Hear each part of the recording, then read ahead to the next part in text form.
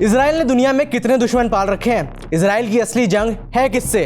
क्या ईरान के 180 मिसाइलों के हमले के बाद इजराइल के लिए सारी जंगें जायज़ हो गई हैं? ये सवाल इसलिए क्योंकि पिछले साल अक्टूबर 2023 में जब संघर्ष की शुरुआत हुई थी तो इजराइल की जंग सिर्फ फिलिस्तीन में बसे हमास के आतंकियों से थी। हमास के लीडर का खात्मा हुआ तो इजराइल की जंग लेबनान में बसे और ईरान से समर्थित हिजबुल्लाह के लड़ाकों से हो गई। वहीं अब हिजबुल्लाह चीफ नसरल्लाह के खात्मे के बाद इजराइल और ईरान के बीच भीषण युद्ध की शुरुआत हो गई है। अब देखिए, जब तक मामला हमास के लड़ाकों से जुड़ा था, इजराइल की लड़ाई सारी लड़ाइयाँ जायज़ मानी जा रही थी। धार्मिक और राजनीतिक मतभेदों के चलते अक्टूबर 2023 में हमास के आतंकियों ने ही पहले अटैक करते हुए इजरायली नागरिकों को निशाना बनाया था, उनका अपहरण किया था, उन्हें किडनैप किया था और कईयों की हत्या भी कर दी गई थी। ऐसे में पूरी दुनिया को इजराइल का पक्ष ही ज़्यादा मजबूत लग रहा था और पलटवार करना जायज़ भी लग रहा था। हालांकि जब इजराइल ने हिजबुल्लाह को टारगेट किया तब मामला काफ़ी बिगड़ने लग गया। बिगड़ा इसलिए क्योंकि हिजबुल्लाह के लड़ाके लेबनान में बसे थे और हमास के कुछ लड़ाके इराक में एक्टिव थे। इसी के चलते इजराइल ने विदेशी धरती पर हमला कर दिया।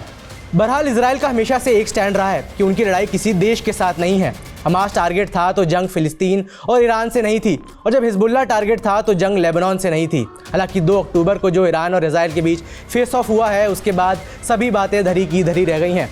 2 देशों के बीच अब ऐलान जंग हो गया है। जानने वाली बात है कि इजराइल और ईरान लंबे समय से एक दूसरे के साथ शैडो वॉर में लगे हुए थे।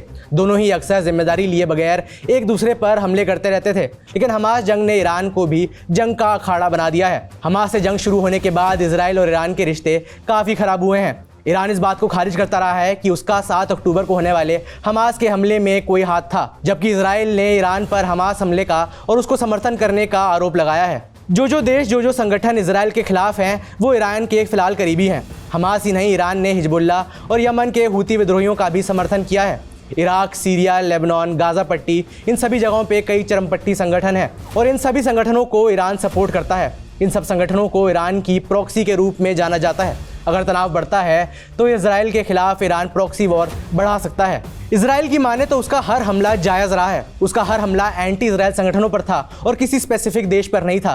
हालांकि इस बात से नकारा नहीं जा सकता कि इजराइल की इस मुहिम में कई मासूमों की जानें भी गई हैं। कोलैटरल डैमेज के नाम पर कई निर्दोषों को अपनी जान से हाथ गंवाना पड़ा है। 1 अक्टूबर से ईरान और इजराइल के बीच जो जंग की शुरुआत हुई है, इसे कई एक्सपर्ट्स वर्ल्ड वॉर 3 का प्रारंभ मान रहे हैं। वर्ल्ड वॉर में होता ही यह है कि 2 देशों की वजह से पूरी दुनिया ही 2 गुटों में बढ़ जाती है और फिलहाल ऐसा ही हाल है। इसी बंटवारे के लक्षण दिखने भी लगे हैं। देशों की इस जंग में तुर्की की एंट्री होती नजर आ रही है।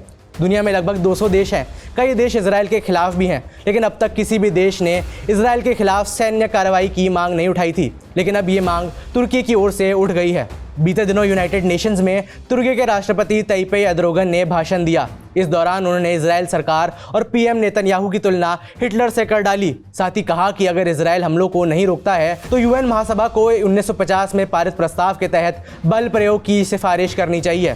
तुर्की के राष्ट्रपति एर्दोगन का यह बयान काफ़ी संगीन है। इसकी एक वजह यह भी है कि तुर्की नाटो समूह का हिस्सा है, उस नाटो ग्रुप का हिस्सा है जिसमें सबसे बड़ा खिलाड़ी सुपर पावर अमेरिका है। अमेरिका ने इजराइल के खिलाफ बल प्रयोग की बात अभी तक नहीं की है। तमाम ह्यूमन राइट्स वायलेशन की बातों के परे भी अभी तक अमेरिका ने ऐसी बात नहीं की है जो तुर्की ने अब कर डाली है।